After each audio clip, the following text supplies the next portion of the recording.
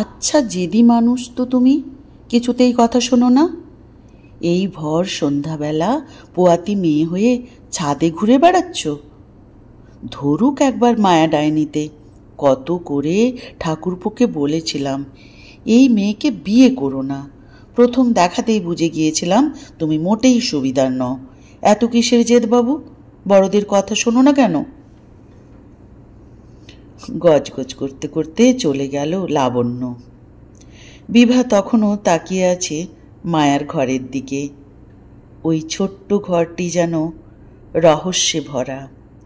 সামনে একটু ঝোপঝাড়, তারপরেই একটা বড় পুকুর, তার পাশেই মায়ার ঘর। এত বড় পুকুরে কেউ নামে না মায়ার ভয়ে। বিভা শুনেছে মায়া নাকি এই পুকুরে ডুবিয়ে অনেককে মেরে ফেলেছে। যদিও না দেখে এইসব বিশ্বাস করার মেয়ে বিভা নয়। কিছুক্ষণ পর শাশুড়ি মায়ের ডাকে সম্বিত ফিরল বিভার। শাশুড়ি মায়ের কাছে যেতেই তিনি একটু কড়া ভাষায় ধমক দিয়ে বললেন, এইসব কি শুনছি বিভা? তুমি নাকি আবার সন্ধ্যাবেলায় ছাদে দাঁড়িয়েছিলে? বিভা জানে এই কথা তার বড় যা লাবণ্য ঠিক জানিয়ে দিয়েছে, তাই সে আর না লুকিয়ে বলল, হ্যাঁ মা, আমি একটু দাঁড়িয়েছিলাম, আসলে সূর্য প্রণাম করছিলাম। শাশুড়ি মা রেগে বললেন, সূর্য প্রণাম? সূর্য উঠলে করো, অস্ত গেলে নয়। এবার যেন আমি আর না শুনি, নইলে বাপের বাড়ি দিয়ে আসবো, দেখব তোমার সৎমা কেমন তোমার যত্ন রাখেন এই সময়ে। বিভার কোনো কথা বাড়ালো না, চুপচাপ ঘর থেকে বেরিয়ে নিজের ঘরে গেল। কেমন যেন দম বন্ধ লাগে এখানে, এর চেয়ে তার বাপের বাড়িই ভালো। কোথাও কোনো বাধা নেই, মন চাইলেই এই মাঠ ওই মাঠ ঘুরে বেড়ানো, গাছে চড়ে পেয়ারা পাড়া, বৃষ্টির দিনে মাছ ধরা, গরম ভর দুপুরে আম পেড়ে নুন লঙ্কা দিয়ে খাওয়া। কত সুন্দর সেই জীবনখানি ছিল। এত আনন্দের মাঝে সৎ মায়ের বকা, খেতে বসে কথা শোনানো সব ঢেকে যেত। কিন্তু এখানে এসে সব আছে, কিন্তু স্বাধীনতা নেই। এমন হেমন্তের সময়ে জানালা খুলে একটু হাওয়াও খেতে পারবে না সে, কারণ এই দিকে জানালা খুললেই মায়ার ঘর স্পষ্ট দেখতে পাওয়া যায়। আচ্ছা, মেয়েটা সারাদিন ঘরের ভিতরে কি করে, নাকি সেও তার মতোই পরাধীন? এইসবের মাঝেই তার যা লাবণ্য এসে খবর দিল, আজ বিভার স্বামী বাড়ি ফিরবে না, ব্যবসার কাজে শহরে যাবে, সাথে বিভার বড় ভাসুরও যাবে। রাতে ঘুম এলো না। এই সময় সব মেয়েদের শরীরে এক অস্বস্তি হয়। বাচ্চাটা যে পেটের মধ্যে বাড়ছে তা বেশি জানান দেয় রাতের বেলা। এমন সময় পেটের মধ্যে লাথি মারে যে আর ঘুম হয় না। এখন বিভার 8 মাস চলছে, আর মাত্র কয়েকটা দিন, তারপরেই নতুন সদস্যের আগমন ঘটবে। সবাই যেন অপেক্ষা করে আছে সেই দিনের জন্য। এই বাড়ির বড় বউ লাবণ্যর বাচ্চা হয়নি, মেজ ছেলে মারা গেছে, ছোট ছেলের বউ বিভা। এখন তার উপর সবার আশা। বাড়িতে কোনো সন্তান না এলে যে বংশ এগোবে না, এই চিন্তায় মাঝে মধ্যে ঘুম আসে না বিভার শ্বশুর শাশুড়ির। বড় যা লাবণ্য নিজে মা হতে পারেনি, তাই সবসময় বিভাকে চোখে চোখে রাখার চেষ্টা করে। সেও খুব করে চায় এই বাড়িতে নতুন সদস্যের ভালোভাবে আগমন। ঘুম না আসায় বিভা একবার জানালাটা খুলল। মায়ার ঘরের দিকে তাকাতেই চমকে গেল বিভা, ভয়ে জানালাটা বন্ধ করে দিল। সে পরিষ্কার দেখতে পেল মশাল হাতে মায়া তার দিকেই তাকিয়ে আছে। কিন্তু এত রাতে মায়া কেন তার জানালার দিকে তাকাবে? কিছুক্ষণ পরেই সবার হট্টগোল শোনা গেল। বিভা নিজের ঘরের দরজা খুলতে যাবে এমন সময় তার শাশুড়ি আর যা লাবণ্য মিলে এসে বলল, বিভা, ঘরে ডাকাত এসেছে। একটা ঘরে 3 জনে ঢুকে দরজা বন্ধ করে দিল। তারপর তার শাশুড়ি সেই নিষিদ্ধ জানালা খুলে দেখল মায়া এক হাতে মশাল আর এক হাতে কাটারি নিয়ে এগিয়ে আসছে। ইতিমধ্যেই ডাকাতদের সাথে তার লড়াই শুরু হয়ে গেছে। বিভা সব কিছু দেখে ভয়ে জ্ঞান হারালো। সকাল হতেই বৈদ্য এসে জানালো রাতের ঘটনায় ভয় পেয়ে এমন হয়েছে। এখন বিভার বিশ্রামের দরকার। রাতে ডাকাতের দল মায়ার ভয়ে পালিয়েছে। মায়াও তারপর নিজের ঘরে ঢুকে গেছে। বিভা কয়েকবার জানালা খুলে আর তাকে দেখতে পায়নি। এবার সে একটু ভেবে দেখল, গত রাতে মায়া যখন তার দিকে তাকিয়েছিল হঠাৎ দেখায় ভয় একটু পেয়েছিল, কিন্তু মায়ার চাহনিতে ভয়ঙ্কর কিছু ছিল না। তবে কি ডাকাত এসেছে সেটা মায়া বুঝে গিয়েছিল, তাই বিভার ঘরের দিকে তাকিয়েছিল? একটা কথা কিছুতেই বিভার মাথায় ঢুকছে না। তার শ্বশুর বাড়ির লোকেরাই মায়াকে একঘরে করে রেখেছে। তাহলে মায়া কেন এই বাড়ির মানুষদের বাঁচানোর জন্য ডাকাতদের সাথে লড়াই করল? বিভাকে এই প্রশ্নের উত্তর খুঁজতেই হবে। দিন পার হতে লাগলো। বড়জা গেল বাপের বাড়িতে। হাতে গোনা আর মাত্র কয়েকটা দিন, তারপরেই তো বাড়িতে বাচ্চা আসবে। তখন তো আর কোথাও যাওয়া হবে না। তাই দেখা করতে গেল লাবণ্য তার মা বাবার সাথে। দুপুরে শাশুড়ি মা ঘুমিয়ে গেলে বিভা পা টিপে টিপে ছাদে গেল। মায়ার ঘরের দিকে তাকিয়ে রইল।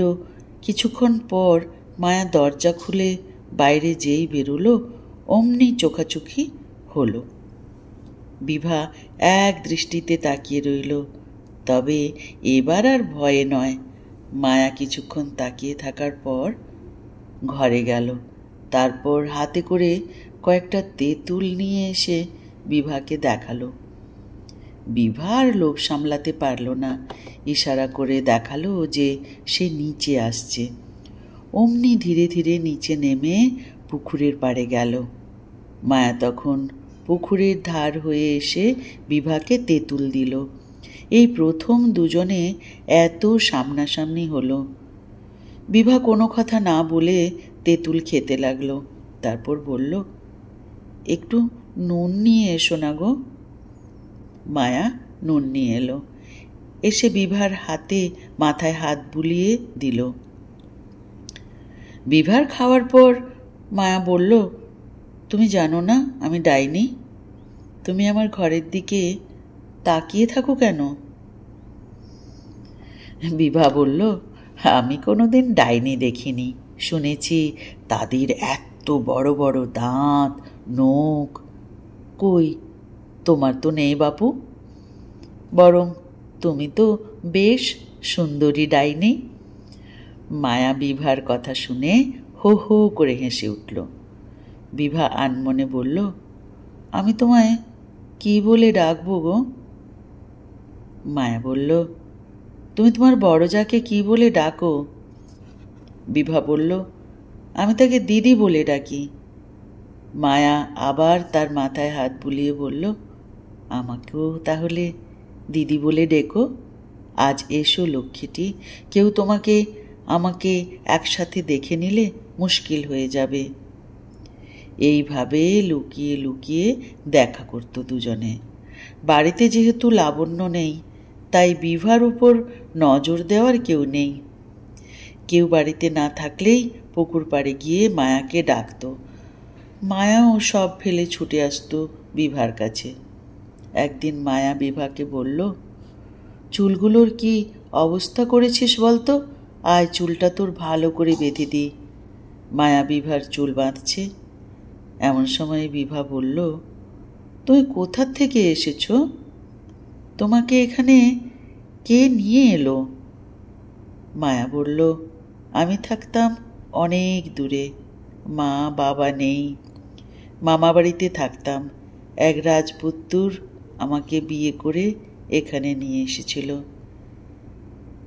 সেই মুহূর্তেই বিভার শাশুড়ি এসে ঝাঁঝালো কণ্ঠে বলল, ডাইনি মেয়ে কোথাকার, আমার ছেলেকে খেয়েও তোর খিদে মেটেনি, এখন আমার ঘরের বউয়ের দিকে নজর দিয়েছিস। এই বলে বিভার হাত ধরে নিয়ে গেল তার শাশুড়ি। বাড়িতে সবার বকাঝোকা কিছুই তার কানে গেল না। শুধু শাশুড়ির কথাটা বারবার মনে মনে ভাবল, মায়া দিদির সাথে নিশ্চয় এই বাড়ির একটা সম্পর্ক আছে। সেটা সে তার স্বামীর কাছেই রাতে জানতে পারল। মায়া আর কেউ নয়, এই বাড়ির মেজ বউ, অর্থাৎ বিভার মেজ ভাসুরের বউ। মায়া দিদি যে রাজপুত্তুরের কথা বলেছিল সে বিভার মেজ ভাসুর। কয়েকটা দিন আরও পার হয়ে গেল। বিভার সন্তান প্রসবের দিন সামনেই। বড় ভাসুর গেল বড়জা লাবণ্যকে আনতে, শাশুড়ি মা গেছেন হরিনাম শুনতে। সন্ধেবেলা হঠাৎ তুমুল ঝড় বৃষ্টি শুরু হলো। এত বড় বাড়িতে বিভা আর তার শ্বশুর মশাই ছাড়া কেউ নেই। এমন সময় বিভার প্রসব যন্ত্রণা শুরু হলো। বিভা ধীরে ধীরে নিচে নেমে এলো। শ্বশুরমশাই বিভার এই অবস্থা দেখে ঘাবড়ে গেলেন। ঝড় বৃষ্টির পরিমাণ আরও বাড়তে লাগলো। কি করা হবে ভাবতে ভাবতেই বিভা তার শ্বশুরমশাইকে বলল, বাবা, মায়া দিদিকে ডাকুন আপনি, ওই পারবে এই সময় সাহায্য করতে। নিরুপায় হয়ে বিভার শ্বশুর মায়াকে ডাকতেই মায়া এক ছুটে এই বাড়িতে চলে এলো। বিভাকে একটা ঘরে নিয়ে গেল। লক্ষ্মীটি বোন, আর একটু কষ্ট সহ্য করো। বিভা ব্যথায় কুঁকড়ে গেল। মায়া তার হাত শক্ত করে ধরে রেখে বুঝিয়ে দিল সে আছে। ঝড় বৃষ্টি থামল। শাশুড়ি মা খবর পেয়ে ছুটে এলেন। একই সাথে এসে পৌঁছল বিভার স্বামী, বড়জা লাবণ্য আর বড় ভাসুর। দরজার বাইরে বিভার শ্বশুর বসে আছেন। বিভার শাশুড়ি ভয়ে ভয়ে দরজা খুলে দেখলেন বিভা শুয়ে আছে, আর মায়ার কোলে তাদের বংশের সন্তান নিশ্চিন্তে ঘুমোচ্ছে। মায়া শাশুড়ির কোলে বাচ্চাটিকে দিয়ে বেরিয়ে গেল। দরজার বাইরে বাড়ির লোক ছাড়া পাড়া প্রতিবেশী সবাই তার দিকে তাকিয়ে রইল। বিভা ধীরে ধীরে তার শাশুড়ি মাকে বলল, এই বাড়ি মেজ ছেলের মৃত্যুর জন্য মায়া দিদি দায়ী নয় মা। যেহেতু মেজদা নিজে পছন্দ করে বিয়ে করে এনেছিল, তাই আপনাদের সবার রাগ মায়া দিদির ওপরে। ডাইনির অপবাদ দিয়ে আপনারা তাকে একঘরে করে রেখেছেন, কিন্তু ওই মেয়েই ডাকাতের হাত থেকে এই বাড়িকে রক্ষা করেছে। এই বাড়ির বংশধর পৃথিবীর প্রথম আলো দেখল তার হাত ধরেই। আমি কোনো দিন কিছু চাইব না আপনাদের থেকে, আজ শুধু এইটুকু চাইছি, মায়া দিদিকে মেজ বউয়ের সম্মান দিয়ে এই বাড়িতে নিয়ে আসুন। বাচ্চাটিকে কোলে নিয়ে বিভার শাশুড়ি কেঁদে উঠলেন। দরজার বাইরে বিভার শ্বশুর মশাইও কাঁদছেন। নতুন সদস্যের আগমনে এই বাড়ির মেজ ছেলে হারানোর সব শোক কান্নার মধ্যে যেন বেরিয়ে আসছে সবার চোখে। 7 মাস পর আজ বাড়ির নতুন সদস্যের প্রথম মুখে ভাত। বিভার কোনো পরিবর্তন নেই, সে আগের মতোই আছে। সবাই আজ ব্যস্ত। বিভা আনমনে ফুলের মালা গাঁথছে। সন্তানের কান্নার আওয়াজে তার কোনো ভ্রুকুটি নেই। দূর থেকে বসে বসে দেখছে লাবণ্য আর মায়া মিলে কি সুন্দর তার সন্তানের যত্ন নিচ্ছে। মনে মনে সে ভাবল, তার সন্তানের 1 মা নয়, 3 মা এই বাড়িতে আছে। গল্পটি এখানেই শেষ হলো। গল্পটির নাম বিভার মায়া। গল্পটি লিখেছেন মৌসুমী হাজরা। নমস্কার।